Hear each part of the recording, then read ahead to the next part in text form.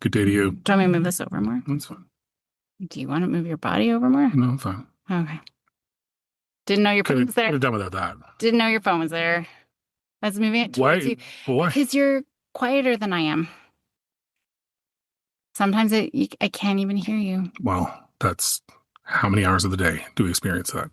Babe, babe, babe, babe, babe. Caroline, what? When do you do that? Do you? Yes, very often. And the fact that you don't realize that just proves my point. No. No. Am I in the same room with you? Yeah, sometimes you're within feet of me, like 4 feet. What am I doing? I assume traveling through space because there's zero chance you're in the same planet as I'm on. I did not know this. Yeah. All right. The other one that's always good is when you start talking and then blast off to space mid-sentence and no one can get your attention back. You do that to Willow all the time. Willow, Willow, Willow, what? And you're like, and it's like your brain just hits pause. And then she comes down upset. What? You're like, what? And it's, yeah, Do I actually? all the time. All the time. Do I know that I'm talking and just forget what I was going to say, or It's just usually if forget you're that I doing need to something do else. So you think of something that you need to tell her when you're like already working on something on your computer or whatever. Typically it's when you're doing something on the computer. And then you call her to get your attention, her attention. And then in that split second from when your voice stops to when you're waiting for her response, your attention fully shifts back to whatever's on the computer and everybody else disappears. Yeah, I do. I get sucked in with whatever. Well, even this morning, Hmm. like 6 hours making a 20-second animated video. Oh my Seems gosh. unnecessary. Is unnecessary. Yeah, I think you could probably get away with a lot less time on that. But now that I know how to do it, it's pretty cool. It is pretty cool. Yeah. And I can do it with real, yeah, cool. So the topic today is actually something that we've talked about. It's funny because one of our episodes, you had brought up some name of a different kind of parenting. Like we have all these labels of all these different types of parents, but I just came across one, FAFO parenting. Have you heard of this? It's apparently a big viral trend. Let me see. So FOMO is fear of missing out. FIFO is fit in or F off. FAFO? FAFO. What's FIFA? FIFA is a soccer organization. Well, no, but what did you say? FIFO? Fit in? Fit in or F off. Oh, like What is that? fit in with like peers? In general, it was a term that was coined back in my teleco days by the president of our company. Ah. It's a big mantra of his. What if you're a neurodivergent? That seems very unaffirming. Neurospicy. Neurospacey. But it's not affirming. No, it's not intended to be affirming. It's intended to be exclusionary. Mm. It came up during the strike. He was trying to divide groups. Ah, gotcha. Right, so fall in line or get out of the way. Yeah. That's where that comes from. FAFO. Don't know. I'm going to swear. We got to remember that this is an explicit. I don't swear a lot, but one of the F is an F word. I just said F word. Or do I just say? I said fit in or F off. I didn't say the actual swear. Okay, well, it's F around. Oh, and find out. And find out.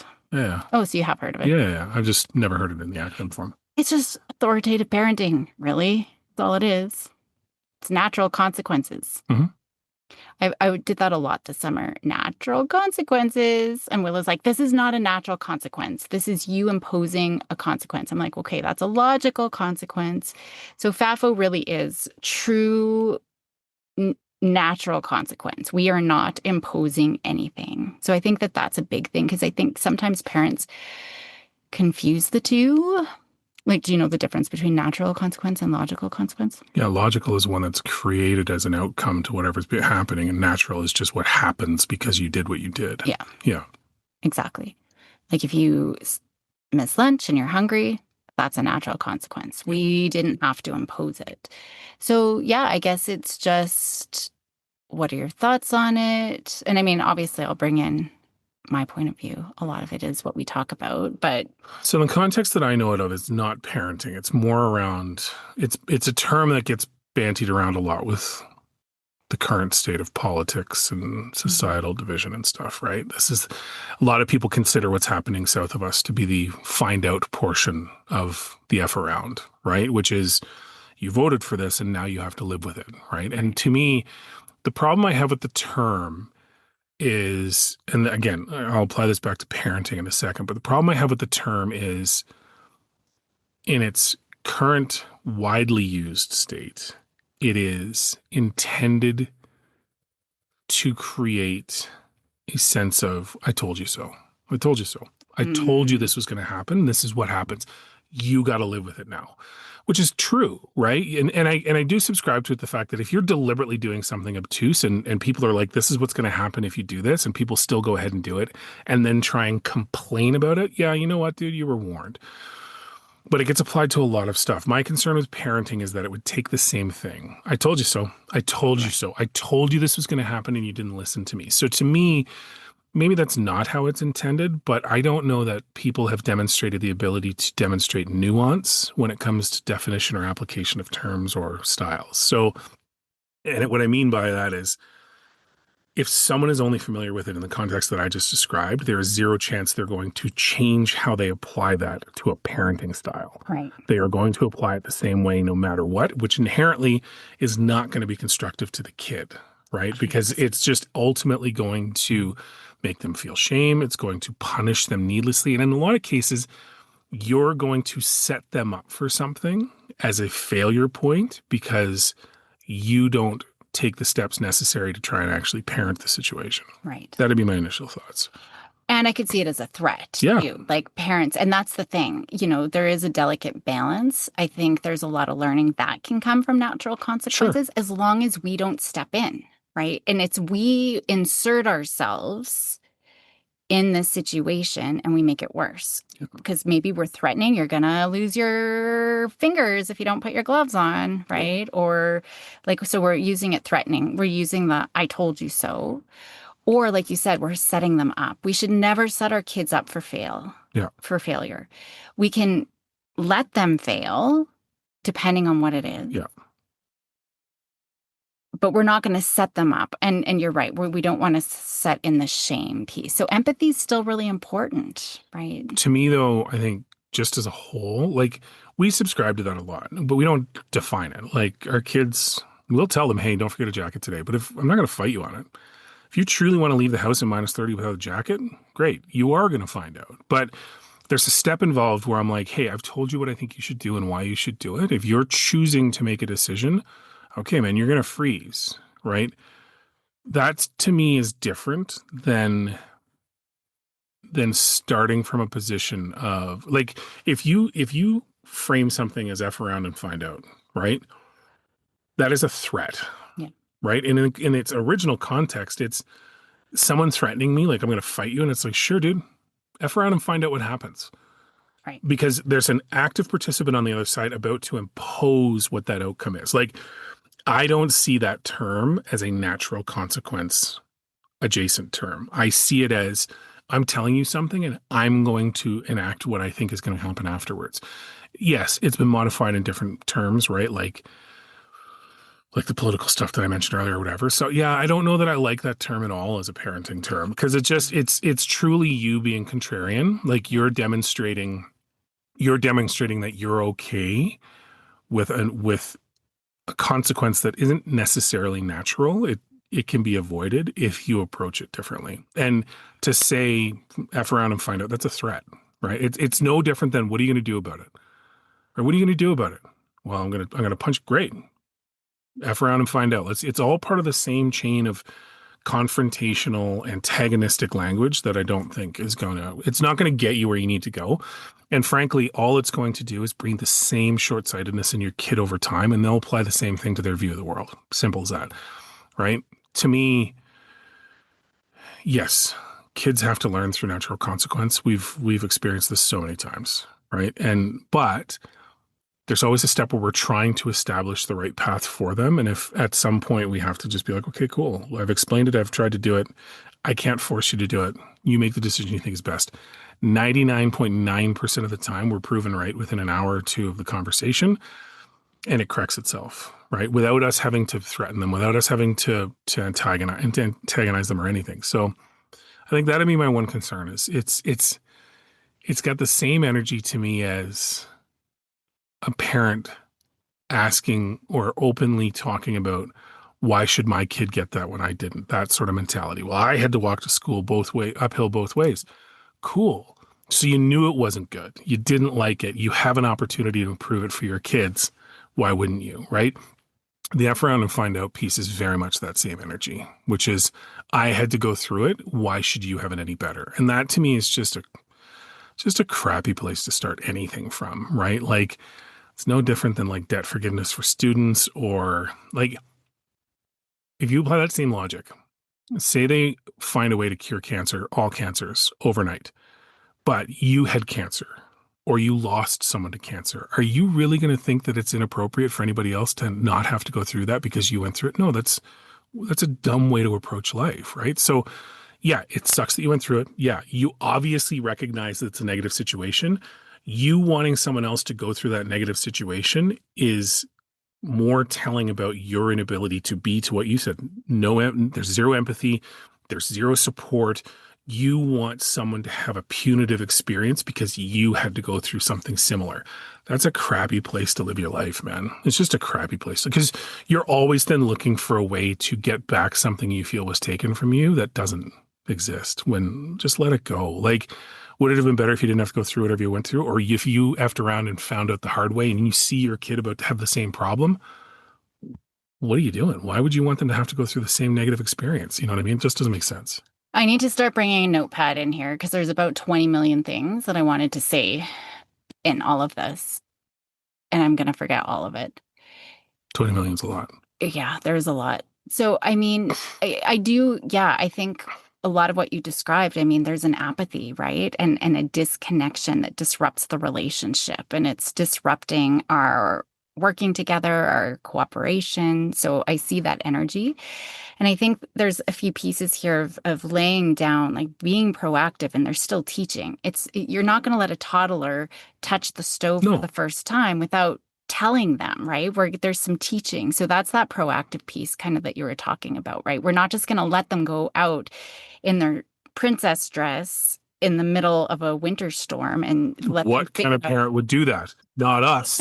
Not So us. there's teaching, right? We have to still teach Yeah. kids those lessons. So there is that laying the groundwork piece. I would tweak, one piece, we'll just say wearing a jacket outside Sure. because Yeah. that's such an easy one, a Yeah. natural one, right? When they're little, we do teach the skills. When we know that they have the Yes. skills, they know that when it's cold out, I should put warm clothes on, which includes hat, Yeah. mitts. When they know they have that information, then it's about asking open-ended questions. So Sure. for me, I would say, "Hey, what's the weather out like?" Right? And I do this actually every day anyways. What's the weather like? What should I wear? But you could do that for me now I'm older, like it is for me, but you could do that with little kids. What should mommy wear? Yeah. Check the weather, Yeah. right? And so we're getting them thinking because if we're just telling them all the time, wear a jacket, even if they were about to put on the jacket, They- now they're not going yeah. to. There's a Yeah. whole other developmental piece at play. So asking those open-ended questions. And if they say, oh, I'm just gonna wear my t-shirt in -30, okay, you could talk about consequences. What do you think might happen? Ah, nothing. Okay. So Yeah. so it's talking through those things. There is a line though, right? If it's like here in Canada and certain times, it's instantaneous frostbite. The Yeah. minute your skin touches, that's dangerous. Totally. And if it's a 10-minute walk to school, right? Or they're going on a field trip or whatever, there's got to be a red line. This is now a safety issue. Yeah. We need to step in and be the boss. Sure. But if they're just going to the car, right, or just whatever, then that's where it is. And we don't have to say anything. And to your point, right, that's where we don't have to say anything. Once we've laid the groundwork, we've asked that open-end question, maybe say interesting choice, Yeah. right? But that's it. And then when they say, wow, it's really cold, there is no I told you so. It's, oh man, bummer. Yeah. You're cold, right? Yeah. So we're genuine. We're showing that empathy, right? So Yeah. then next time, so tomorrow, it's say, hey, what's the weather? What did you learn from yesterday that you can apply to today, Yeah. sort of thing. Yeah. So that's kind of the way I see it set up. I'm with you. I don't like how, I mean, it really is just authoritative parenting. 100%. Like however you want to dress it up, it's a confrontational style of parenting that cool. If that's how you feel you're going to raise a good human, go for it. But I guarantee you, it's not going to serve either of you well eventually, right? And depending on how severe you apply these principles, you got to really take stock of what relationship you're actually going to have with your kid in the end. Because if your kid doesn't feel that you're like, and again, I'm not talking about letting kids, and we never are, walking all over you or doing whatever they want to do, or you're just completely disengaged and they get that's not this conversation. It's if you ever find yourself in a position where you are about to actively put your child in a situation you know is going to have a negative outcome from it, you've missed a step. You've missed a step. And again, the amount of times that one of our children, not naming any names, gets into the truck in February with nothing on, even though before we left the house, we've talked about the weather, what do you have to bring? It's to the point now where she realizes to a certain degree that if I'm saying something, there's a reason, right? On the so cold days, whatever, right? It's your call. Um, I have on days that I've been frustrated to drive the point home, and this is probably the worst I've done. No, you don't get to turn your heated seat on. You chose not to have a jacket. I'm not letting you waste my energy in the truck to heat it up. Sorry. And that got the biggest response of what? Why not? I'm like, dude, wear a jacket.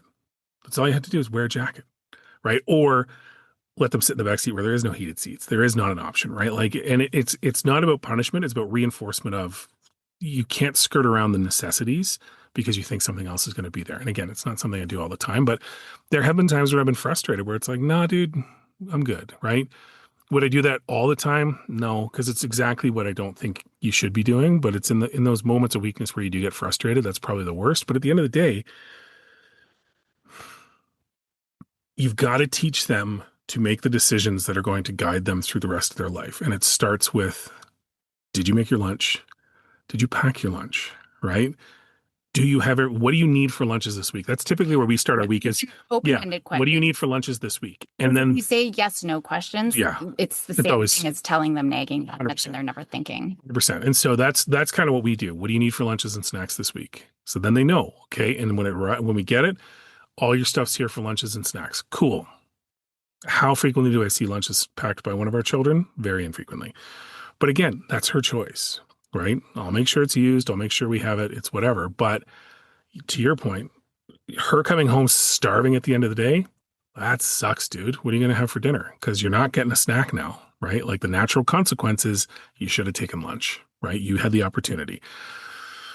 It's just all those little things. And over time, like Maya used to be the same. She would never, ever, ever, ever, ever, ever, ever take food with her. But now, before work, before school, she's making her food the night before. It's in the fridge. It's ready to go. We never have to mention anything to her, right? And so it is Snacks and lunches and everything. breakfast, and dinner Breakfast. if she's working late. She does everything, right? And in that sense, I'll go the extra. Like I'll take her dinner on the days that she's gotten there and something screwed up.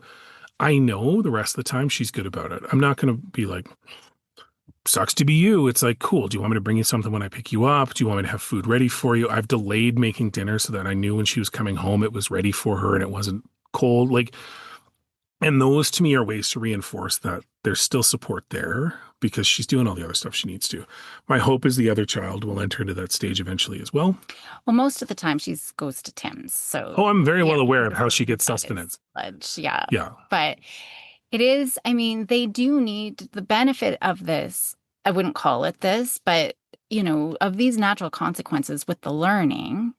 Now they're developing that hindsight foresight because one of your points earlier is why wouldn't you want to teach your kids lessons to make things easier? Well, the problem is they need to develop their own hindsight foresight. Sure. And so sometimes they need to learn those lessons themselves, as long as it's not a safety risk, Totally. obviously, right? But there are some things that they need to just learn for themselves. So we don't want to do the gentle parenting or the permissive parenting, just lets them do whatever. I mean, that's also part of this, I think. Yeah. Just you do you. And like I think it can go either way. Yeah. It's really there's a lot of gray lines. But we're not just letting them do whatever either, right? We are still supporting. We're offering that scaffolding. But there are those things, and they do need to be accountable to other people. If they don't do their homework, that's not a parent. It's not an issue, parents, Yeah. right? It's an issue them. Yeah. Now they got to be accountable to their teacher. If we are always in them on their case all of the time, getting their homework done, it's going to be really hard for them when they go to college and go away and you're not there, Yeah. or when they have a job. And they've got all of these tasks. They never learn to do it themselves. And Yeah. and now, I mean, I want them to face their teacher and get fail a test because they didn't study. I want to do that while they're still at home. They still have your support, Yeah. and they have opportunities to make it up. In the real world, they're not going to. They're going to be fired. They're going to, and or not get a recommendation or whatever it is. And so the consequences are always, I always say it's going to cost you more tomorrow than it is today. So. Well, and you want to, like, sometimes we've talked about this before with like societal influences to correct behavior, right? Like you show up wearing the thing that nobody likes or dirty clothes, someone's going to call you out on it in your group of friends. So you're going to correct that behavior. It's not the parents doing it. The parents have made sure that you've got clean clothes and have laundry and whatever. It's no different than in school where you have to feel the uncomfortableness of your situation to learn from it. That doesn't mean you have to be punished. That doesn't mean you have to be ridiculed. Everybody has varying degrees of what they consider to be uncomfortable or not, right? Some people completely don't care. Teacher getting in their face doesn't matter to me. Those are people that are going to feel the uncomfortableness later, right? They're delaying that uncomfortable feeling for when the stakes are much higher, right? You can't slide when you have a job. You're going to get fired. You can't do shoddy work. You're going to get fired. You can't, not do what you're supposed to do and expect to build a life that's going to pay you down the road. But in the moment, that uncomfortableness teaches kids very early. It's not a feeling I want. It's easier for me just to take care of it this way. Whether your parents are riding you for it or not, I don't want my parents on my case. I don't want my teacher on my case. I don't want my friends to think I'm dumb, right? Like whatever it is, that's the greatest teacher anyway. So all you can do is try and make sure that they understand, if necessary, give them the information they need to be able to move forward with it themselves. To your point, yeah, you holding their hands through doing, like I've never once set foot in either girl's room and be like, have you done your homework? I have no clue. I don't even know if they assign homework anymore. I got no idea. Yeah, me neither. If the girls don't tell. It's usually Willow, like, oh my gosh, I've got this project due tomorrow morning or in like 2 hours. I'm like, oh man, that sucks. Yeah. Cool, man. Good thing you remembered. See you later. Yeah. Right. And again, it's not an F around and F find out situation because I didn't know. Right. It's like, oh man, that sucks, dude. What are you gonna do about it? I've helped. Like, but school is her responsibility. 100%. And she knows that. And it's. But she also knows, and I say this, I'm an expert. I help. Other parents pay me to help their children to manage. No. You're their mom. You're their mom. But so she knows, though, the support is there. My point is, we're not just good luck with life. No. It's we're here. If you need ideas, if you need help managing your schedule, figuring that out, cool, I'm here. Otherwise, you're the boss. I'm the consultant. Yeah. The boss has to reach out to the consultant if they need help. Sorry for cutting. No. It was similar to what I was saying. Anyways, and recently a perfect example of that was Maya was going through. She's looking at an exchange program, right? An overseas program in her third year. She reached out to everybody she needs to from a coordinator standpoint at the university she's at now to get information on what she needed to do, and they weren't super helpful. But as she came out, she's like, I got to find these course. Why am I blanking on the name? Syllabuses, and see if they apply or not. They want to see a copy before they'll give me a ruling on what's creditable and what's not. I'm like, your mom knows this stuff inside and out, right? Like, your mom actually works within the university system. She gets more so that, like, I'm listening and I'm here for you and I'm a shoulder for you to cry on if it's not going well. But you've got someone that works in that industry, works with people on their educational piece. Like, maybe take 5 minutes and see if your mom has some ideas. And within 10 seconds of you knowing what the situation was, you're like, yeah, the syllabuses are right here. She can just go here and find them all. She still hasn't asked me. I know she hasn't. You and I solved the problem, but who knows? which is funny because I did ask, did you talk to mom? Yeah. I got it all figured out. All right, cool, man. See you later.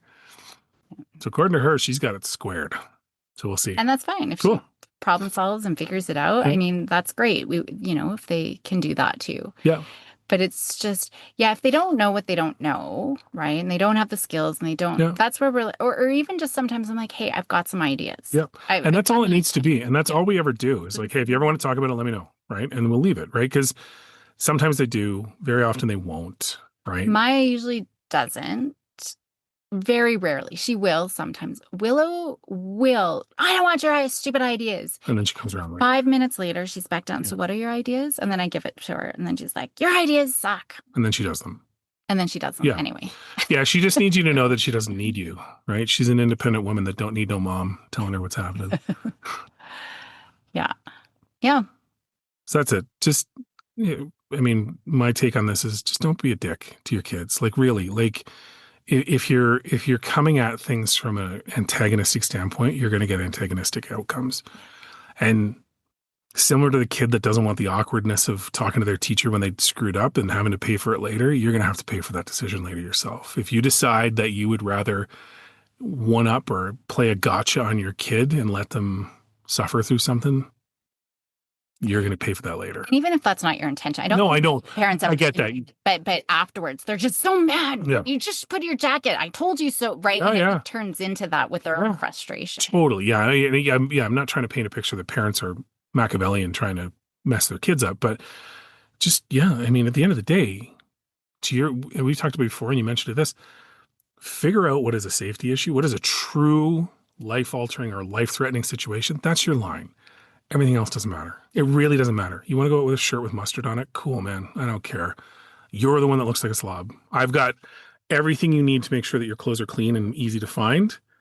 You interact with that how you want, right? Let nature take its course. That's a natural consequence. Someone going, dude, you got stuff on your shirt and it looks gross.